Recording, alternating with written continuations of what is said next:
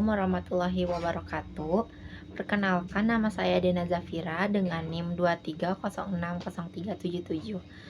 Di sini saya akan membuat video tentang pelestarian alat musik Sunda, yaitu alat musik karinding. Di sini saya akan menjelaskan sedikit apa itu alat musik karinding.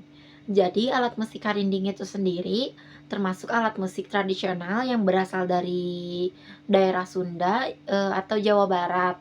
Nah, alat musik ini termasuk alat musik yang menghasilkan suara dari getaran tubuh itu sendiri, tidak menggunakan seperti senar atau bahan lain apapun.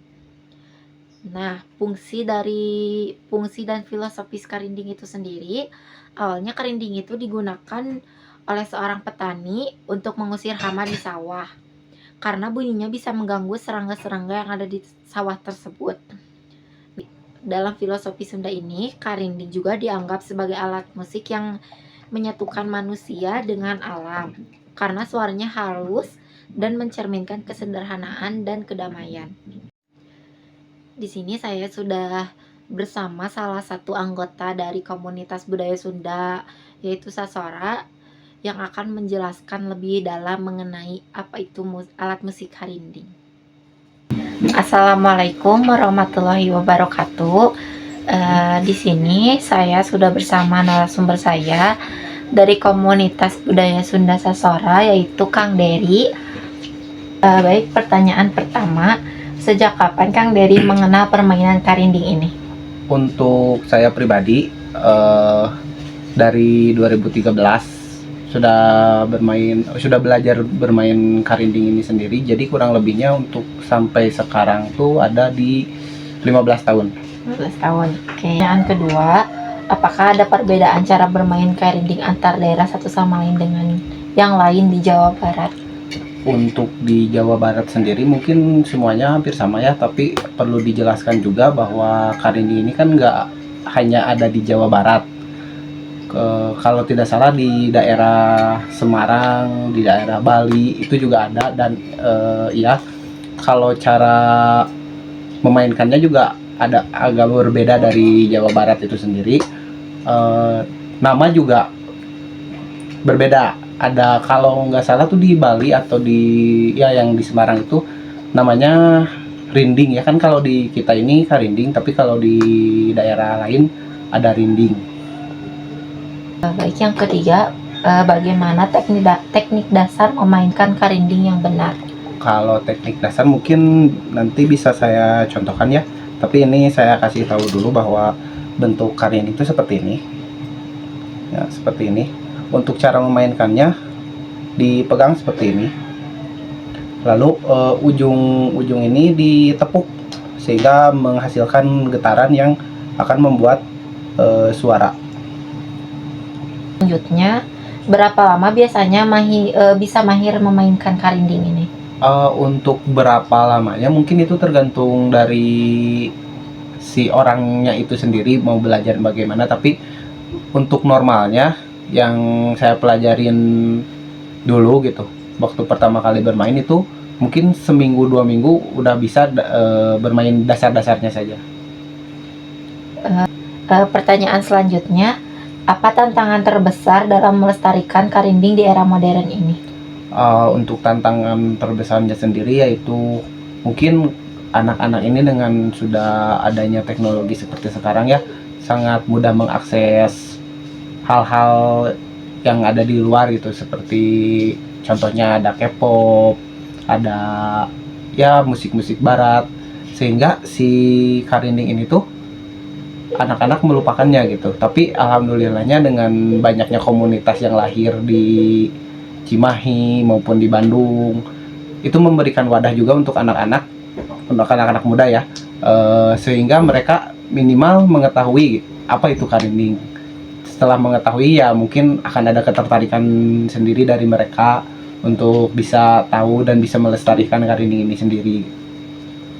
Baik, selanjutnya, apa makna filosofis karinding dalam budaya Sunda menurut pemahaman Kang Dery sendiri? Untuk filosofisnya sendiri kita bisa lihat dari karinding ini sendiri ya, seperti ini. Kurang lebih si diameter panjangnya itu satu jengkal tangan orang dewasa ya, dan ada 3 tonjolan seperti ini. Dari 3 tonjolan seperti ini kita bisa filosofikan bahwa dari 3 ini ada maknanya tersendiri. ya, ada makna tersendiri, yaitu yakin, sadar, dan juga sabar. Kita bahas dulu yang kenapa karinding ini satu jengkal gitu ya, enggak 1 meter atau 4 meter. Satu jengkal ini menandakan bahwa kita sebagai manusia itu harus selalu dekat satu sama lain gitu. Makanya ini diibaratkan karinding itu satu jengkal, bahwa kita harus tetap memanjangkan silaturahmi, tidak boleh tercerai-berai. Itu makna dari satu jengkal karinding ini ya. Untuk yang selanjutnya, yang itu yakin, kita hidup gitu harus selalu yakin akan apa? Pertama, Tuhan ya, jelas Allah Subhanahu Wa Taala. Sadar, sadar ini bisa kita artikan bahwa gimana sih kita main karinding ini tanpa sadar, misalkan sambil maaf ya mabuk gitu, kan itu tidak mungkin ya.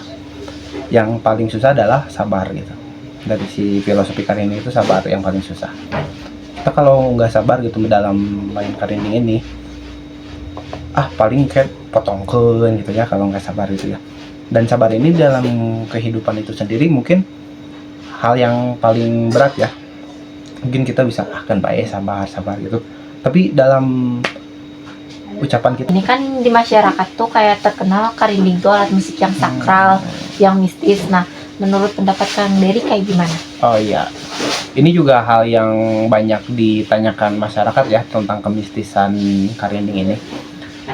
Saya perlu jelaskan dulu bahwa si karinding ini sebenarnya di zaman dulunya tuh bukan alat musik, melainkan alat untuk mengusir hama di sawah gitu ya. Jadi petani-petani zaman dulu itu menggunakan karinding sebagai media untuk mengusir hama.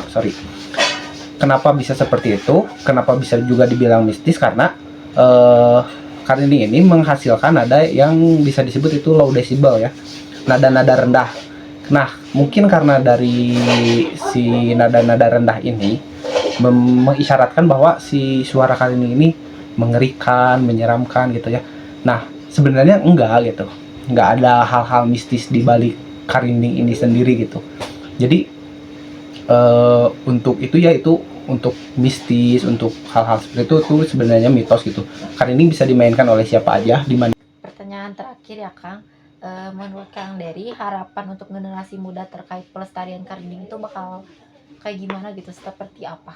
Harapan saya ya pemerintah juga ikut serta dalam membantu melestarikan karinding ini sendiri. Mungkin bisa dicoba dengan memasukkan karinding ini sebagai ekskul wajib Ke sekolah ya, mengikuti ekskul musik yang sudah ada gitu ya, seperti halnya kayak gamelan, hal-hal alat-alat musik yang lain lah ya, seperti itu. Karena saya juga sebenarnya memulai kali ini juga dari ekskul gitu ya, dari SMA, tapi mungkin bisa dibuat lagi ekskul ini untuk anak-anak yang di bawahnya gitu, seperti dari sekolah dasar atau dari SMP gitu ya, supaya anak-anak ini dari kecil bisa mengenal budayanya sendiri gitu. Udah? Baik teman-teman, di sini mungkin saya akan menjelaskan sedikit dan mencontohkan bagaimana cara bermain karinding, bagaimana suaranya karinding ini sendiri ya. Jadi untuk bermain karinding ini sendiri, cara memegangnya mungkin bisa seperti ini. Seperti ini ya. Seperti ini. Nah, ini dilihat di sini seperti ada jarum ya. Nah, seperti ini. Nah, ini yang akan menghasilkan suara gitu. Suara dari karinding ini sendiri tuh getaran ya, getaran yang akan membuat suara di rongga mulut kita. Jadi cara bermainnya seperti ini dipegang seperti ini, dan ini ditempelkan di bibir seperti ini.